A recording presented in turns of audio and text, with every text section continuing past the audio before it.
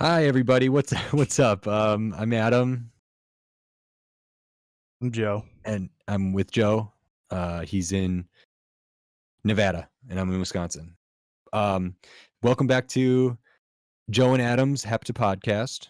We are currently talking about the 1985 book, Amusing Ourselves to Death. If you had listened to or seen the previous episodes, you would have known that. We're doing this kind of as a series, and we're coming to the end, and we have some plans on what we're going to go do after that, and then beyond those immediate plans, we're gonna figure it out. So, in Amusing Ourselves to Death by Neil Postman, we are on chapter 8, which the title of is Shuffle Off to Bethlehem. Prior to this chapter, we had just discussed the Now This chapter, which was a really great chapter. I think 5 and 7 were really the peekaboo, and 6 Yeah, was good too, but we uh, love those. It appears. 5 and 7 great.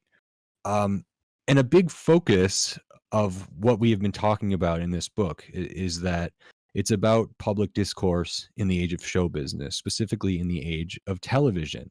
And one of the things, if you're focusing on public discourse, we're talking about news media, we're talking about televised news a lot. We're also talking about information, what it means to be informed, and how television fundamentally changed that, and what it does to the individual psyche in relation to those things, but also the public psyche in relation to those things. So this chapter is kind of a breakaway from, I think, the progression of the book. It's A little bit. another stop on the road to take a sort of detour and talk about the way in which television alters and fundamentally changes the content that's presented on it. We've been discussing, and Postman wrote about how television fundamentally alters news media. It changes it from what he would say was in the print culture. It becomes a completely different thing for all of the reasons we talked about in previous episodes. And so now this chapter is just about how something like religion or preaching is fundamentally changed by nature of being on television. He says that a lot of people are deluded in thinking that something can be translated from one form to another with no loss of content. And an example he gives is that most written word can be translated to another language, English to French, or French to English, or Spanish, or whatever. But one of the things that doesn't translate very well is poetry. You can translate the words, but what's significant about the words and the order in which they're arranged is lost. And so it fundamentally changes what that is.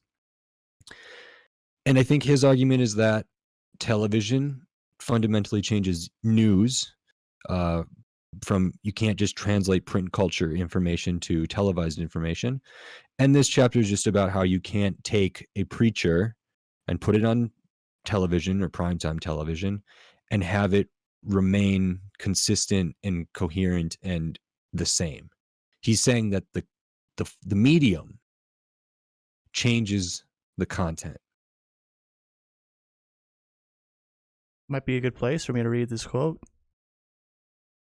Yeah, sure. All right. So this is a pretty good summation of what he's arguing for in this chapter. Everything that makes religion an historic, profound, and sacred human activity is stripped away.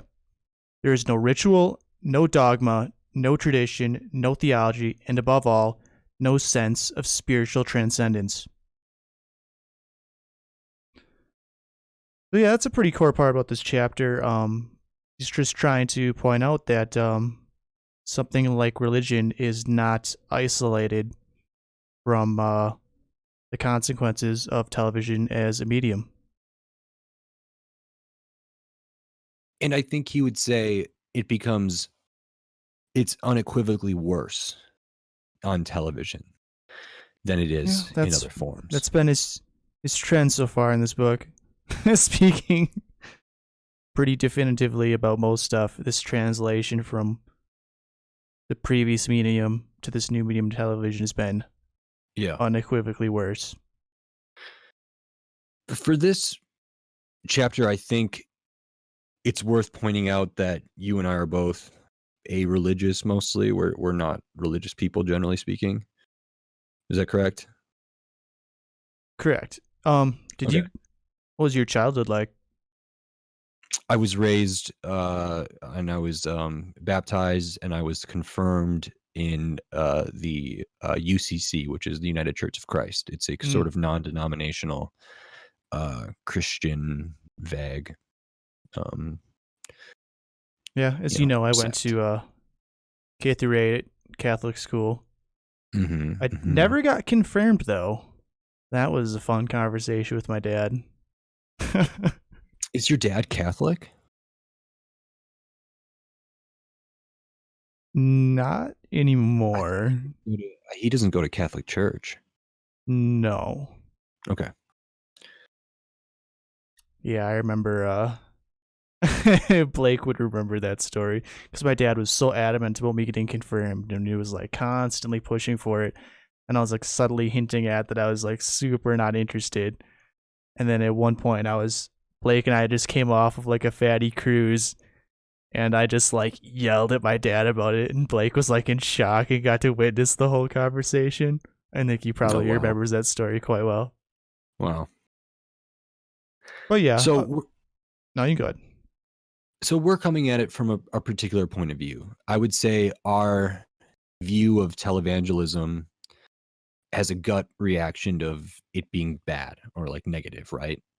And that's Staunchly from negative. I mean, that's just at least my perception. Like we discussed before, I know very little about it, but I hear televangelists and I'm just thinking about some kooky dude manipulating mhm. people and taking their money.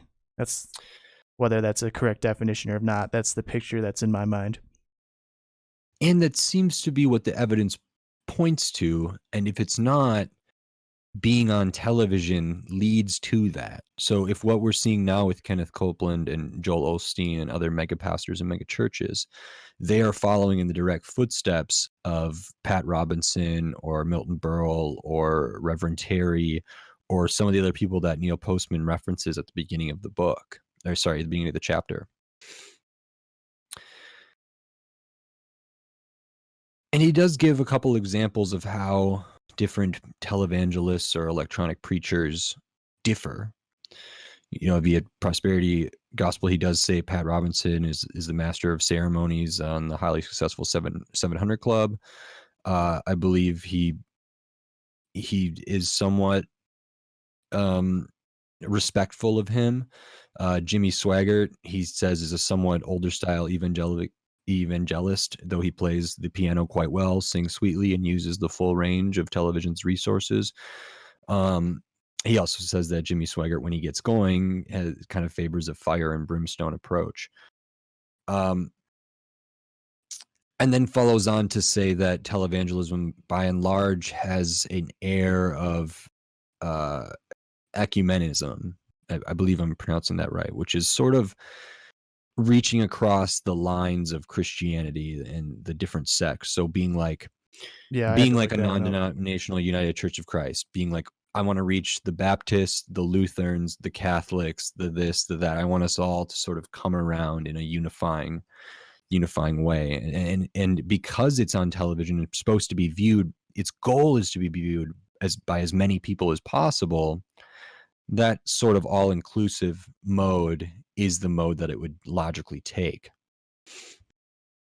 When we get Um, well, before we move on a bit too much, I did want to analyze that quote I read just a slightly a bit more. And I just wanted to Yeah. see if you 100% agree or mostly agree, because I know you're a bit more familiar with this idea of televangelists than I am. But pretty much the middle part here where he goes, there is no ritual, no dogma, no tradition, no theology, and above all, no sense of pure spiritual transcendence. And I guess I'm just curious if you get that same perception. right, he's extremely confrontational and definitive when he writes Yeah. things like that. I think, And up to this point, I've there, mostly agreed with him.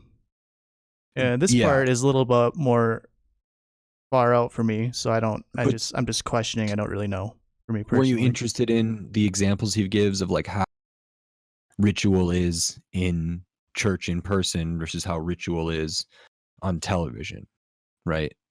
And had the dichotomy there. Do Yeah, you acknowledge that? I just don't. I'm just not familiar with this content at all. I didn't watch 42 hours or even an hour's worth like Neil Postman did. Yeah. So it's Yeah. hard for me to say. Right. So there is dogma in televangelism. There is some tradition. Now, this might be recency bias because we're coming to this, many years after Postman wrote it. But from what I can tell, there is dogma in I would televangelism as well. That was the main one that stood out to me in that little list there. That I would imagine there was still some dogma in there. Yeah. Yeah. There is, I don't know if there is theology in the academic sense.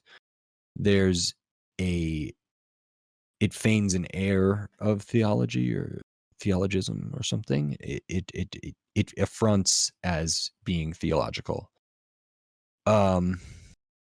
There might still be quote unquote ritual, whether or not it's significant in the way that ritual is in a church or a synagogue. uh, I don't think that it's the same, but it's there just in a different way, which maybe points to television changing stuff. There is tradition, I suppose, a little bit, but maybe that's also changed. So I don't agree that there's just none. I don't agree that it's absent all those things. Yeah, to me it came across that he's making like large blanket statements, which is why it was just hard for me to agree with. Whether he's like mostly right, maybe he is, but the way Yeah, this confrontational tone he takes and then making these statements like this, yeah, I can't help but at least question a little bit, he's extremely absolute. Yeah. And I don't think he's far off base. The only reason I pointed out that we are not religious is Neil Postman is. I think he's a well doing Christian. Um, the difference between seeing a sermon on TV versus seeing a sermon in person, where a Jew might wear a yarmulke or a Catholic might kneel in the pews. They take part in the sacrament or first communion or communion in general. They will sing hymns, and largely when you're watching a chorus on TV sing a hymn is different than if you're in a church and everybody in the congregation is singing a hymnal, because I doubt many people sitting at home watching are singing along with the TV. I think they're just watching people, right? Yeah. And so he draws this distinction by saying, by its very nature, TV is secular. One of Yeah. the things he says is that you could be watching it in your living room, your bedroom, your kitchen. I Yeah. mean, people could be watching it in their bathroom. They May could be not watching it on the have phone. your full attention. And like we said earlier, it doesn't have a lot of those qualities of what's appealing about religion, that sense of community and that whole just the sense of atmosphere you get when you do go Yeah. to something like church. It also it doesn't require reverence to what you're doing. It doesn't require that you maintain respectful and quiet during a sermon. It doesn't, you know, I remember like in church, if I whispered something to someone else, my parents be like, shh, you got to stop. Like, you can't do that. You can't eat during church. You can't be ruffling bags of chips. Mm. At home, that's not the case. It's also, in church, like if you got to go to the bathroom, you get up and go to the bathroom. But for many people in a lot of services, like it's kind of embarrassing to Yeah, have to do okay. that But this isn't on supposed to TV. serve as like this isn't supposed to be like a replacement for like said church. This is just like in addition to, I guess. It could be. I wonder the demo that watches how they think about it. I mean, I'm coming at it from a perspective that maybe it's in support of, uh, of their faith in general, and it's just like another thing. Like they go to church on Yeah. Sundays and maybe Wednesdays during Lent and whatever else, but then the rest of the time during the week from 4 to 5 p.m. they watch whoever on TV, and that's part of their continual faith. I wonder how many people, it might be a small percentage that is their service, that is their, their thing that makes every day the Sabbath, which is another distinction. He says it's not just church on the Sabbath day. It's every day. It's sometimes prime time. It's all throughout the day, all across, you flip through TV channels at any given time on any given day, you're likely to find some form of religion on it. Since coronavirus, when I was in North Carolina a bit ago and we went to church for Christmas, they actually like live streamed the mass as well to people Yeah. online. Yeah. But that's different, right? That's different than televangelism. Yeah. So in that way, we can now, with modern context, like we have kind of come to recently, is there's this distinction. It's not that it's on video or that it's recorded and broadcast. That isn't the issue that Postman has, I don't think. The issue becomes when it's a business and when it's on TV in a given time slot at a given time with advertisements, with everything else. Because I don't think when they live streamed that service to the congregation who couldn't attend, I don't think there was ads. Certainly hope not. You know, and so the nature of it being on television through some network is fundamentally different than putting it out. Each church does their own virtual sermon, and I know my grandparents who are very religious, and church is a big part of them. They go to church maybe almost every day. And if there's a service, and so losing that during coronavirus was really difficult for them.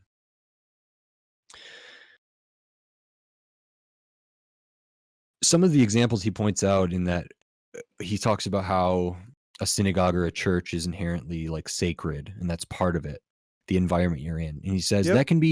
that can be transposed.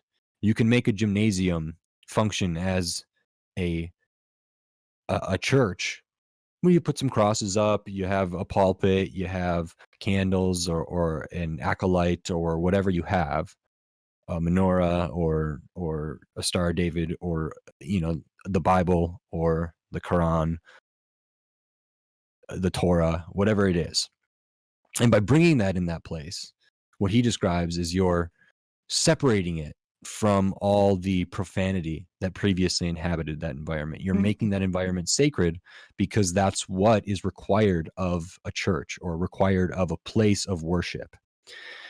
And in TV, certainly there are people that have crosses and crucifixes up in Yeah. their house, but they're not, their environment in watching it isn't blessed or it isn't sacred in that way. Yeah, it's just a It living doesn't room.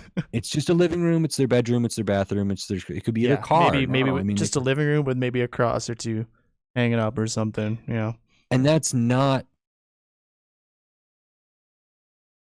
what's required of the audience is definitively different than if you're in a church.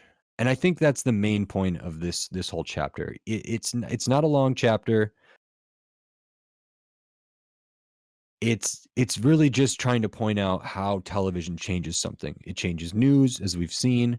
It changes education, as we've talked about, and maybe we had some kind of quibbles about it. It changes religion, as this chapter points out. It changes, just about everything that's put on there. It changes advertising. It changes, maybe it changes. I mean, in some ways, MTV changed music.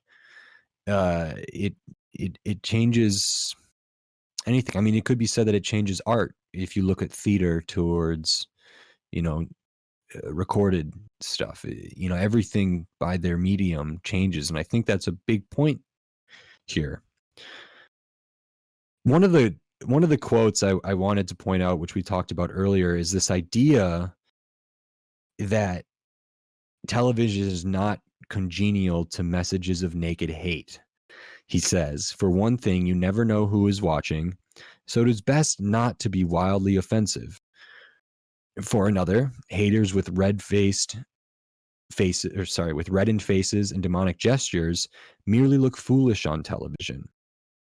Television favors moods of conciliation and is at its best when substance of any kind is muted. We've talked about its best when substance of any kind is muted. That's removing context, that's removing coherency, that's removing all of those things that make something worthwhile, right? So it loses the substance. That's the point. We want bite-sized little bits of thing that are now this, peekaboo, and that's it. And that's when television is at its quote unquote best.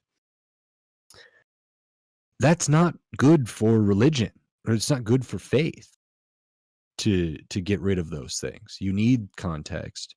You need coherence in order to aptly understand and encompass the messages. He says that religion is supposed to give us what we need, not what we want. But televised religion only gives us what we want and would never give us what we need, because people don't want to watch something that it hurts them to hear or to see. And because the explicit goal is to get people to watch and to get people to donate and donate and donate and come to my live shows and watch it and spread it to your friends, because that's the goal, it has to do certain things. It has to meet certain requirements. Otherwise, it doesn't work. It fails. The reason I brought up the hate thing is I know of examples where television actually now doesn't favor equanimity or congeniality. It favors fear-mongering, hate-filled rhetoric. And part of that is because if they already have an audience, and they're not necessarily interested in bringing new people to it, they're more like maintaining the audience that they have. And if their audience is hateful or fearful, preying on that can be extremely effective. One of the things we talked about in an early episode is this idea of conspiracy and disinformation and panic. That's what draws clicks on YouTube or Facebook or whatever else. So if you're only getting people to maintain on a platform, those are the things that work. Telling people that everything's fine and look at all the good stuff, unfortunately, that doesn't drive the clicks or the views as much as hate-filled fear-mongering does. So I don't necessarily agree that television favors one thing over the other. And I think over time this has maybe changed. Maybe in the 80s, television was mostly congenial, kind of good-natured, and trying to put out something good. I don't know if that's always the case anymore. I did kind of have another question here. So this is his second conclusion after, I think the first one might have been that first quote I read, but at the top of page 117 here. The second conclusion is that this fact has more to do with the bias of television than with the deficiencies of these electronic preachers. I feel like a consistent theme that I'm seeing throughout this book is Neil Postman really does seem to believe there's like inherent properties. It's like the essence. Television has many of these deficiencies that make this medium unequivocally worse. And to hear he's pointing out, well, the biases of television, as opposed in that being more at fault, perhaps, than the electronic preachers, which is, if I'm interpreting that correctly, that seems a bit silly to say, I would think. Yeah. Well, why do you think it's silly?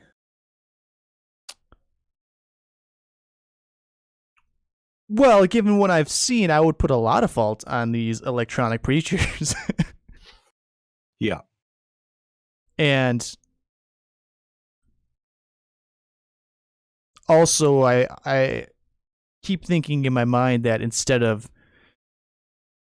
an inherent deficiency to television as a medium, we keep talking about that it's more about the institution and structure that it functions within being commodified and driven by views and money and all that. And that seems to be coming up quite a bit, but not only does he maybe acknowledges that a little bit, but I feel like I keep coming back to that point, and I think that's a huge driving point, maybe more so than what he says are the inherent problems with television.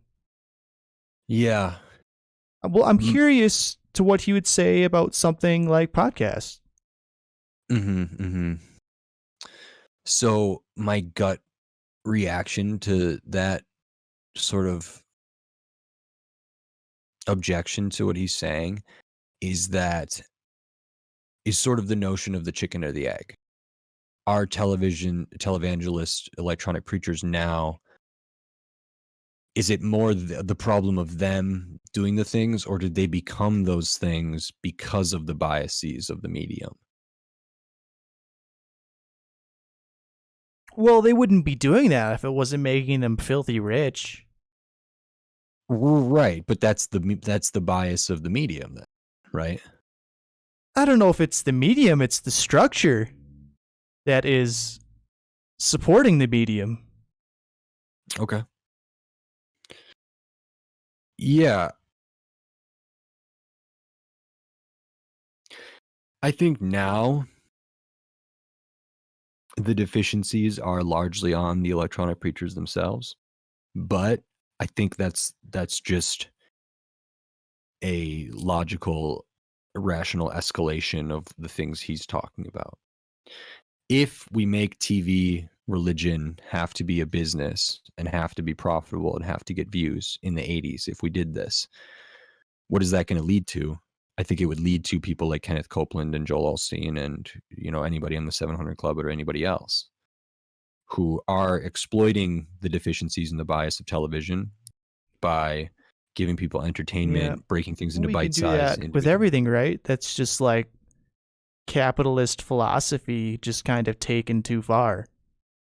Yeah, The product, or be it whatever it is now just being more or less exploited for the capital gains. absolutely. Absolutely. And I don't know if Postman would agree with this, but and this isn't just because of television, it's not a modern phenomenon, but I think the there's a long history and the current mode of exploiting faith and religion for monetary gain is completely abhorrent. And that's not a new thing. People were doing Yeah. that when Jesus was around. Sure. Yeah. People have been doing that for millennia. Um, the magnitude into what is the outcome is different now. It's ramped up, but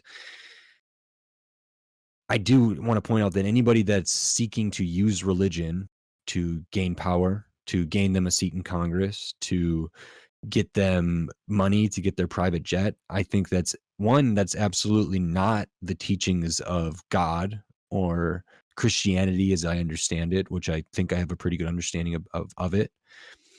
And yet they've convinced people at large in mass that that is what God wants. God wants me to have a private jet and a huge house and all the cars I need and everything to be an extremely wealthy lifestyle, extremely privileged lifestyle on the backs of people who might be extremely poor. But that's what God wants, and I'm spreading the word of God, and that needs to be spread. And so this enables me to do that, and therefore it's justified and it's good. And now the people who are donating to me and giving to me on my televised broadcast sermon, they might donate $25, but they may be struggling to make ends meet, And we've convinced them that that's the right thing to do because they have this really manipulative way of saying, you'll be paid back tenfold in the afterlife. This is you showing your true faith, and it's allowing me to spread the gospel to lengths that's never been seen before. He quotes these preachers as saying television is the greatest thing for information. It's like the greatest technology for Hmm. religion. It'd be foolish for religion to not take part in televised broadcast. And then he quotes, I don't know if it's Billy Graham or someone who arrogantly says how in one broadcast they can reach millions of people. They can reach more people in one broadcast than Jesus reached in his entire life. Now, that's true in Jesus reaching in his entire life because his life is finite unless if you're super religious, it's not, it's everlasting. But and then that way, Jesus has reached more people than probably a lot of televangelists have just through the spreading of the Bible and Christianity. And the primacy of Christianity, especially in the Western world. But that idea, that arrogance, that quote about it's like John Lennon saying I'm bigger than Jesus. It's Billy Graham saying I reach way more people than Jesus. So what I'm doing in some ways is maybe more important than what Jesus was doing. Because look at my reach. I'm really getting it out there. I'm getting it to the masses in ways he never imagined. And so that's good. And I don't know if Jesus would agree, and I don't know if God would agree, but certainly the televangelists agree. In reference to that Billy Graham quote, he finishes that, it would be folly for the church not to get involved with the most informative forces in America. Postman says this is a gross technological naivete because he thinks that religion on TV changes it just completely alters its social impact, its psychological impact. It lacks sort of the spiritual transcendence that religion, he thinks, is supposed to give you. What else do we want to cover here? I mean, That's pretty much it, man. I was ready for to read a couple lines here at the end that kind of, yeah, again, kind of fit into what the chapter is about. But that's pretty much it. yep, do it. All right. So there's no doubt, in other words, that religion can be made entertaining. The question is, by doing so, do we destroy it as an authentic object of culture? And does the popularity of a religion that employs the full resources of vaudeville drive more traditional religious conceptions into manic and trivial displays? The danger is not that religion has become the content of television shows, but that television shows may become the content of religion. Yeah. Very powerful ending. And I think it just, as much of this chapter relates directly to what was said about televised news. If it's not that news can't be entertaining or it must be entertaining. It's that news becomes entertainment and entertainment becomes news, and it has to, and that changes it. It makes it something completely different, even while trying to impose or being an imposter of a thing. It says it sure would like to convince people that television news is the news. That is what being informed means. This is what reporting and journalism is, even though Postman probably would say it isn't, and I tend to agree. Television religion, it tries to say that this is faith, this is religion, this is service, this is sacred, this is gospel, this is dogma, this is theology, this is all of those things, tradition, whatever. It tries to say that. And Postman would say, that's a lie. It isn't those things. And I tend to agree. Unfortunately, it's convinced many people that that's what it is. So much so that the idea that those things aren't what they say, that television news or nightly news or talking heads or pundits or whatever, to say that isn't news, you're not informed having watching that, that is offensive to people. And there's a total, momentum shift there. There's a complete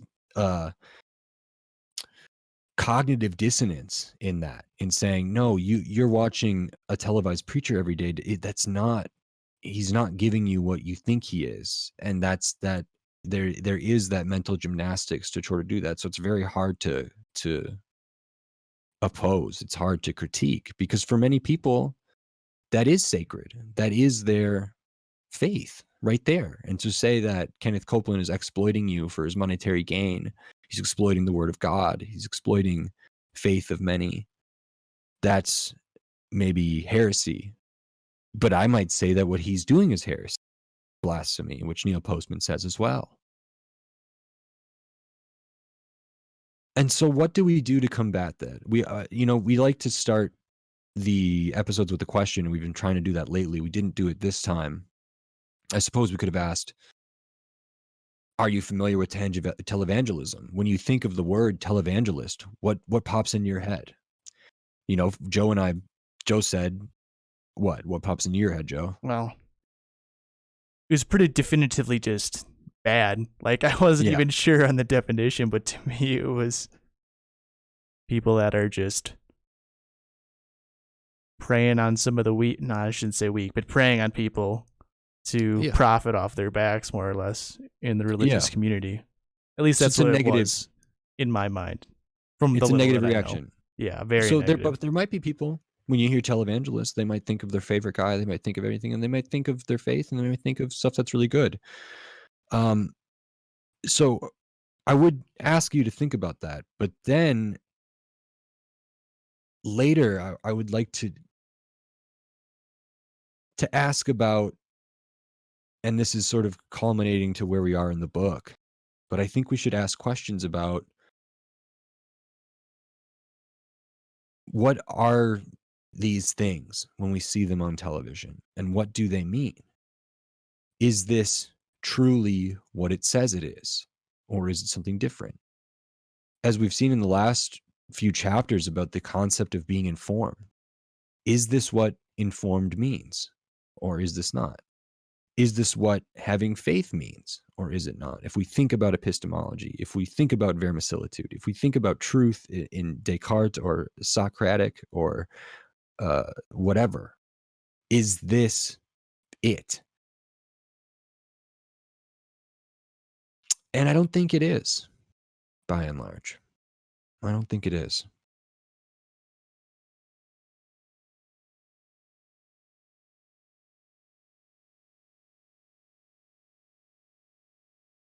Okay. Any lasting thoughts? Well, I think that about wraps it up, man. Okay, well, I apologize for talking so much. Joe graciously let me take the lead, I suppose. In the future, hopefully it'll be more measured contributions from both of us. But we're just going to keep going through this book. And thanks for watching and listening. And we hope you listen to us again, I think. I'm Joe. And that's Adam. And I'm Adam. This has been our this this has been our Hepta podcast. Thanks for joining. Thank you for listening. Bye.